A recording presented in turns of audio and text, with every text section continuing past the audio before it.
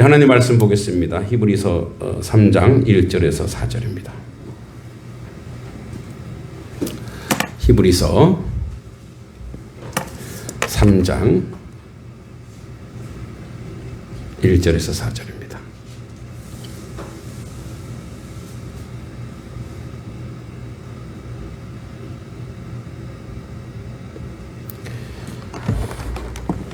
(3장) 1절로 4절 우리 같이 한번 교독하겠습니다. 제가 먼저 1절 읽겠습니다. 그러므로 함께 하늘에 부르심을 받은 거룩한 형제들아, 우리가 믿는 도리의 사도시며 대제사장이신 예수를 깊이 생각하라. 그는 자기들 세우신 예수를 진실하시기를 모세가 하나님의 온 집에서 하셨으니 그는 모세보다 더욱 영광을 받을 만한 것이 마치 집 지은 자가 그 집보다 더욱 존귀함 같으니라. 집마다 지은 이가 있으니 만물을 지으신 이는 하나님이시라. 아멘. 네, 기독교 작가 중에 C.S. 루이스라고 하는 사람이 쓴 순전한 기독교라는 책이 있습니다. 이 책은 2차 세계대전 중 BBC 라디오에서 시작된 강연으로 시작되었습니다. 전쟁으로 수많은 사람이 절망하고 있을 때 루이스는 한 가지 질문을 던졌습니다. 기독교 신앙의 핵심은 무엇인가? 그는 이 책에서 기독교의 핵심을 분명하게 설명합니다. 기독교는 단순히 도덕을 가르치는 종교가 아니라 하나님이 인간의 세계로 들어오신 이야기다. 이 책의 중심 메시지가 이것입니다. 예수님은 단순히 위대한 스승이 아니라 하나님의 아들이며 인류의 구원자라는 것입니다. 그래서 루이스는 유명한 말을 합니다. 예수님에 대해 우리는 세 가지 중 하나만 선택할 수 있다고 말합니다. 예수님은 거짓말쟁이거나 미친 사람이거나 아니면 주님이시다. 그는 말합니다. 예수님은 단순히 위대한 교사가 아니다. 그분은 우리의 삶의 중심이 되는 분이다. 오늘 히브리서도 우리에게 동일한 질문을 합니다. 너희는 예수를 어떻게 생각하고 있는가? 그리고 성경이 이렇게 말합니다. 예수를 깊이 생각하라. 그러니까 여기서 3장 1절이 아주 중요한 명령인데 예수를 깊이 생각하라. 깊이 생각하라는 말은 헬라어로 카타노에오입니다. 카타노에오. 이 말은 단순히 그냥 생각하라 이런 뜻이 아닙니다. 이 단어는 주의 깊게 바라보다, 집중해서 묵상하다, 깊이 관찰하다라는 의미입니다. 즉 성경은 우리에게 말합니다. 잠깐 예수를 떠올려 보라가 아니라 삶의 중심에서 예수를 깊이 바라보라는 뜻입니다.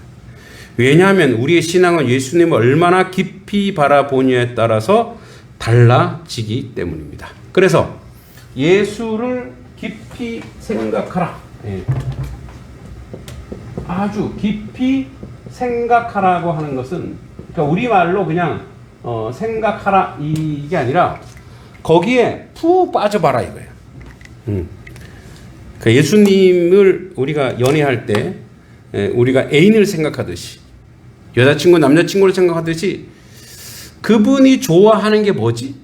그분이 원하는 게 뭐지? 그분이라면 어떻게 했지? 그러니까 그런 부분에서 아주 깊이 생각하라. 기독교 고전 중에 그런 게 있죠. 예수님이라면 어떻게 하셨을까? 내가 신문 기자야. 신문 기자인데 신문 기자가 내가 예수님이라면 기사를 어떤 글을 쓸까? 내가 장사꾼이라면 내가 장사꾼인데 내가 예수님이라면 어떻게 장사했을까? 그러면서 막 사회가 막 변화되기 시작합니다. 신문기사 맨날 사람 죽이고 이런 것만 썼던 사람이 감동적인 이야기를 쓰고 아름다운 이야기를 쓰기 시작하고 뭐 장사하는 사람이나 하는 사람은 예수님에게 자기 이익이 아니라 남의 이익을 위해서 해주고 그런데 도리어 봤더니 더 잘 되더라는 거예요. 그러니까 예수를 깊이 생각하라고 하는 것은 이제 예수님과 우리가 예수님과 교감하는 거예요. 교감. 그래서 내 인생에서 예수님이라면 어떤 식으로 어떤 삶으로 말하고 생각하고 살아갔을까를 깊이 생각해요. 근데 우리는 다 알고 있어요. 근데 이렇게 얘기하죠. 나는 예수님이 아니야. 나는 못해. 나는 안 해. 이렇게 간다고요. 그런데 예수님을 깊이 생각할 때 예수님과의 교감과 예수님을 내가 내 몸이 반응할 때 오는 삶은 차원이 달라진다라는 거예요. 그러니까 생각이 달라지는 거예요. 그래서 여러분 예수님은 두 가지로 소개합니다. 깊이 생각할 때 두 가지. 첫째, 사도입니다. 그러니까 우리가 믿는 도리의 사도. 사도란 말은 여기서 사도, 예수님을 깊이 생각할 때 첫 번째 사도예요. 사도는 무슨 뜻이냐? 12사도죠. 보냄을 받은 자예요. 그러니까 그럼 보낸 자가 있죠. 보낸 자가 하나님이에요. 그러니까 예수님은 12사도 이전에 궁극적 사도였어요. 누가 보내셨어요? 하나님이 보낸 그 사도예요. 그러니까 보냄 받은 자, 예수님은 하나님께서 보냈어요. 그래서 요한복음에 말하죠. 말씀이 육신이 돼 우리 가운데 거하심에 하나님은 멀리 계신 분이 아니라 하나님이 우리에게 오셨어요. 그러니까 우리에게 오셔서 예수님이 이 땅에서 하신 일이 뭐예요? 하나님 나라를 얘기했어요. 하나님 나라. 예수님이 오셔서 하나님의 나라. 하나님의 나라는 이러하다. 하나님의 나라는 이렇다. 하나님의 나라는 이렇다. 계속 하나님의, 그러니까 하나님의 나라가 우리는 하나님의 나라로 간다고 생각했단 말이에요. 근데 하나님의 나라가 왔어요. 그러니까 예수 그리스도 자체가 하나님의 나라예요. 그러니까 오시는 하나님. 뭐 불트만인가요? 유명한 신학자가 이런 얘기죠. 오시는 하나님. 우리 인생 가운데, 그러니까 우리 이 인생, 이 세상 가운데 하나님이 오셨다 이 말이에요. 우리 삶 가운데 오시는 하나님. 그러니까 우리는 하나님으로부터 보냄을 받은 자예요. 그래서 이 땅 가운데 하나님으로부터 보냄 받은 자로서 이 땅 가운데 그러면 하나님이 이 땅에 우리를 왜 보내셨는가 이거예요. 왜? 구속과 구원의 은혜. 하나님을 믿는 사람들이 많아지고 하나님을 인정하는 사람들이 많아지고 하나님을 만나기를 원하는 사람이 많아지는 거예요. 되게 놀라운 것은 제가 5년 전에 여기 왔을 때 내가 할 수 있는 것은 아이들을 가르치는 것이다. 아이들을 세우는 것이다. 그래서 기도를 했어요. 근데 여기 와서 뭐 제가 독서도 가르칠 수 있고 애들 원어민 영어도 가르치고 뭐 공방 애들도 가르치는데 예체능계는 제가 못 가르치잖아요. 없어. 그러니까 이제 우리 그 헌법에 보면 헌법 8조 3항인가 어디에 보면 모든 국민은 교육을 받을 권리가 있는데, 교육을 받을 권리가 있는데 그 권리는 뭐냐? 모든 환경과 장애와 어려움이 있더라도 그것을 극복해내고 받을 수 있는 그 권리가 우리 국민에게 있다 이거예요. 그러니까 법은 그렇게 있는데 근데 교육에 사각지대가 있어. 여기가 교육의 사각지대잖아요. 근데 뒤에서 이렇게 뭐 저도 참석해 달라 그래서 갔는데 이제 이 공직의 세계는 참 제가 보기에 불필요한 게 너무 많아. 앞에 너무 인사를 많이 해. 무슨 의원 인사하고 무슨 의원 인사하고 제가 느끼기에 그 교육하는데 뭐 우체국장님도 오시고 소방서 대장님도 오시고 앞에 인사가 너무 많아. 애들이 중간에 있는데 나는 애들을 먼저 소개했으면 좋겠더라고요. 양동초등학교 몇 학년 몇 반 누가 왔습니다. 애들을 그러면 얼마나 아름다워. 그러니까 이게 이까지 올라오는 거예요. 뭐 저도 소개해 줬거든요. 근데 의미가 없어. 애들이 중요하지. 저는 먼저 애들을 먼저 딱 소개하고 그 다음에 어른 소개했으면 좋겠다. 본질적인 거를 먼저 했으면 좋겠다. 이런 생각이 들었는데 또 아닌 건 아니더라고요. 안타까움은 있지만 그래도 공공기관에서 이제 애들에게 관심을 가지는구나. 그 전까지는 각 가정에서 부모가 그걸 해결해야 됐어. 그래서 어떻게 양평으로 가거나 원주로 가야 돼. 근데 뭐요? 교육을 여기서 진행하면 어떻게 돼요? 안 가도 되잖아. 그러니까 그런 거를 꿈꿨는데 이제 이루어지기 시작하는 거예요. 그죠? 하나님이 그러니까 이거와 똑같아요. 이 땅에 그런 운동이 일어나서 그런 말들이 세워지는 거예요. 그러니까 우리가 그렇게 기도했을 때 하나님이 그렇게 우리 가운데 우리가 하나님의 나라를 갈 수도 없지만 지금 하나님의 나라를 경험할 수 있는 그분이 우리 가운데 오셔서 그분이 우리 속에 오셔서 사도이신 대제사장이신 우리의 믿는 사도이며 대제사장인 예수. 그리고 이제 두 번째 대제사장입니다. 예수님이 두 번째 대제사장. 자, 대제사장은 뭐냐면 인간의 죄를 대속하는 중재 역할, 중재. 그죠? 그래서 대제사장이면서 제사를 드리는 분이면서 제물이 됐어요. 이분이 인간과 죄를 중재하기 위해서 스스로 제물이 됐어요. 제물. 자기가 제물이 되어서 구원을 이루신 거예요. 그래서 대제사장이 예수를 깊이 생각하라.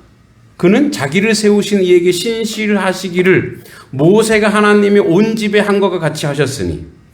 여러분, 그래서 히브리서는 유대인들에게 쓰여진 편지죠. 당시 유대인들의 가장 위대한 인물은 모세예요.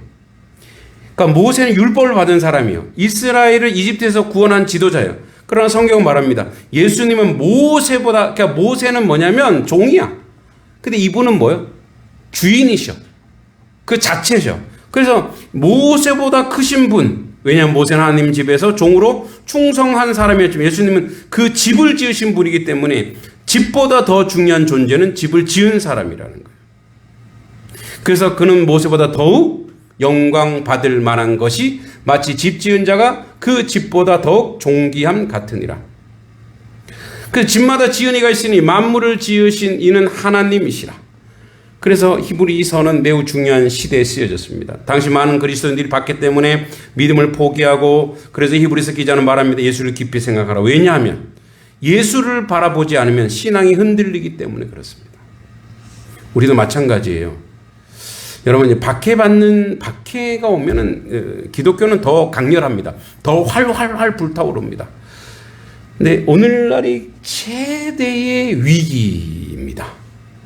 젊은이들이 주님을 찾지 않습니다. 예전에는 교회가 최고의 교육기관이었어요. 그래서 교회로 막 왔어요. 응? 그래서 막 옛날에 연애당이니 뭐 이런 말 막, 여러분들 추억이 많잖아요. 어릴 때부터 교회 다니면은 교회로 다 모였단 말이에요, 젊은이. 지금은 절대 교회로 안 옵니다. 그러니까 지금이 어떻게 보면은 핍박의 시대보다 더 고통스러운 시대이고 더 절망스러운 시대예요. 그래서 예수를 깊이 생각할 수 있는 기회가 없어진 거예요. 이게 얼마나 슬퍼요. 예수님을 바라볼 수 있는 기회가 사라졌어요. 그래서 여러분, 더 가열차게, 더 강렬하게 여러분 자녀를 예수님과 만나게 해주는 여러분은 사도여야 돼요. 여러분 보냄받은 자예요. 그리고 그들이 예수님을 만나게 해줘야 돼요. 그러려면 여러분들이 예수님과 비슷한 수준이 되려고 기도하셔야 돼요. 그래서 내 부모가, 내 엄마가 어떻게 예수를 믿고 어떻게 예수 믿으면서 우리 어머니가, 우리 부모가 변하셨는지. 우리 부모가, 그러니까 이제 저도 그래요. 이제 속된 말로 가정에서 제가 참 뭐 아침 새벽 기도도 그런 얘기 했는데 참 못났게 살지만 그래도 이제 우리 애들이 보편적으로 보기에 우리 부모는 세상 사람들보다 그래도 이 시골 교회에 와서 애쓰고 수고하는 게 보면 이제 자기들한테 많이 혜택이 안 들어가긴 하죠. 자기들에게 이제 없는데 그래도 남을 위해 살려고 그리고 지역 사회에서 살려고 하는 게 그래도 좀 보였나 봐요. 그런 게 보였나 봐요.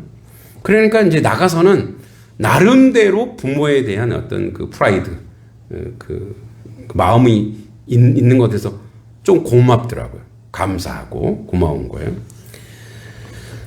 그래서 뭐 우리 애들도 겨우겨우 예배당 나오고 예수님 붙들고 있지만 그래도 감사해요. 근데 기도하는 거죠. 하나님, 하나님이 하셔서 저 아이들이 예수님을 깊이 생각하고 예수님을 만날 수 있는 그런 환경을 좀 만들어 주십시오. 우리가 할 수 없어요. 여러분 자녀를 위해서 매일 그 이름을 불러가며 기도하고 계세요? 아버지 하면 안 되고 아멘 하셔야 돼요. 기도하고 계세요? 여러분 저보다 그 기도가 작으면 안 됩니다. 여러분이 주신 명단 저도 일주일에 3번 이상은 여러분의 자녀들의 이름을 불러가며 저는 기도합니다. 그래서 여러분 나와 같게 되기를 소망합니다. 저처럼 되기를 소망합니다. 여러분의 자녀에 한해서는. 대신 제가 우리 애들은 일주일에 한 번 정도밖에 이름을 못 부르더라고요. 우리 애들은 그래 이러면 안 되는데 이러면서도 그러니까 우리 이제 제가 이름 다 우리 그 다음 세대에 다 불러 한 130명 돼요. 이제 뭐 기도할 게 많아요. 많은데도 이름을 불러가면 기도하는 거예요. 이름을 불러가면. 교회에 보니까 오전반, 오후반이 있는 것 같아요. 아니, 새벽반, 저녁반이 있는 것 같아요. 오늘 새벽에 오신 분은 저녁에 안 나오셨네. 예? 그러니까 저는 강요하지 않습니다. 그러나 우리가 때를 얻든지 못 얻든지 기도하셔야 돼요. 적어도 여러분 자녀를 위해서 그들이 예수님 만날 수 있는 여지는 여러분들이 그 다리는 놓고 가셔야지. 그 다리를 놓고 가셔야지. 그래서 정말 그들이 예수님을 생각하는 거예요. 여러분 예수님을 깊이 생각하면 삶의 변화가 오죠. 믿음 그리고 두려움이 줄어듭니다. 삶의 방향이 분명해집니다. 왜냐하면 예수님은 우리의 믿음의 중심이기 때문에. 히브리서 12장은 말합니다. 믿음의 주 또 온전하게 하시는 이인 예수를 바라보자. 여러분 성경은 우리에게 단순히 교훈을 주지 않습니다. 명령합니다. 뭐라고 명령해요? 예수를 깊이 생각하라. 명령이에요. 여러분 그래서 제가 계속 얘기합니다. 성경에서 명령형이 가지고 있는 은혜, 명령형이 은혜라니까요. 이게 명령형이 가지고 첫 번째 명령형은 반드시 하라. 반드시 하라. 이 뒤에 말이 있습니다. 반드시 하라. 너에게 유익이 되고 너에게 양약이 되고 너에게 복이 될 것이다. 이런 얘기예요. 우리에게 여러분 우리가 우리 자녀들에게 뭘 잘못하면 혼내고 이걸 반드시 해. 저희 할아버지가 맨날 저한테 예습복습 읽고 써라. 아주 귀에 딱지가 되게 되면 학교 갔다 오면 부모님은 이제 다 이제 일하러 나가시니까 할아버지가 읽고 써라. 그러니까 읽고 쓰는 공부는 읽고 쓰는 거야. 그죠? 공부는 그것밖에 없어요. 읽고 쓰는 거예요. 읽고 쓰고. 예. 그래서 그 덕택에 남들보다 이렇게 좋은 교육을 받을 수 있었던 것 같아요. 읽고 쓰는 교육이다. 할아버지가 귀가 딱지가 저희 할아버지 이제 본명을 오늘 최초로 밝힙니다. 김주경 할아버지가 읽고 써라. 그러니까 읽고 쓰는 거죠. 그러니까 왜 얘기했어요? 반드시 해라 이거요. 너에게 유익이 되고 너에게 양약이 되고 너에게 축복이 될 것이다. 그래서 이제 그나마 공부를 조금 할 수 있는 사람이 되었던 거죠. 또는 명령이 두 번째 있습니다. 명령의 두 번째는 뭐냐면 우리가 할 수 있대요. 근데 할 수 있는데 우리가 안 한다는 거예요. 여러분 우리가 여러분 주님이 우리에게 명령한 거는요 우리가 할 수 있다 이거예요. 할 수 있는 거. 예를 들어서 제가 우리 아들한테 물 좀 떠와. 그러니까 얘가 물을 떠올 수 있는 능력이 돼요, 안 돼요? 되죠. 그러니까 물을 떠오라는 그 순종을 통해서 하나님을 만나고 은혜 가운데. 그래서 이 예수를 깊이 생각하고 예수님을 바라보라고 하는 거면은 우리가 할 수 있는 건데 안 하고 있다라는 거예요. 그것을 했을 때 오는 은혜와 감격이 남다른데 왜 안 하고 있냐 이거예요. 왜 안 하고. 여러분 하나님의 말씀을 순종했을 때 오는 그 기쁨과 감격이 있죠. 순종했을 때 오는 감격. 불순종하면 어떻게 해요? 찝찝하잖아요. 힘들잖아요. 그죠? 그 다음에 세 번째. 그래서 할 수 있다라는 건 뭐냐면 안 하는데 할 수 있다라고 하는 것은 더 만약에 우리에게 능력을 주신다라는 뜻이에요. 너가 이걸 자꾸 해보잖아? 자꾸 하잖아? 그러면 자꾸 하고 또 하다 보면은 나도 모르게 그 능력이 생긴다는 거예요. 그 은사가 우리에게 온다라는 거예요. 주님이 자꾸 예수님을 깊이 생각하고 또 생각하고 또 생각하면은 그 은사와 능력이 하늘에서 비같이 쏟아지고 은혜같이 쏟아진다라는 거예요. 그리고 세 번째는 우리가 이 주님의 명령을 누리면서 하나님의 그 복음의 영광, 복음이 가지고 있는 놀라운 축복을 진리를 깨닫는 그 진리를 깨닫는. 여러분 진리는 읽어서 안 와요. 하면서 오는 거예요. 진리는 제가 그래서 늘 얘기하죠. 저희 가장 힘든 진리가 뭐냐? 원수를 사랑하라요. 원수를 어떻게 사랑해요?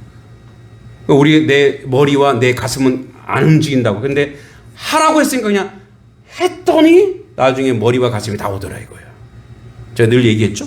그러니까 복음의 진리를, 그 복음의 영광과 그 진리를 깨닫게 해주는 거예요. 그걸 하는 순간.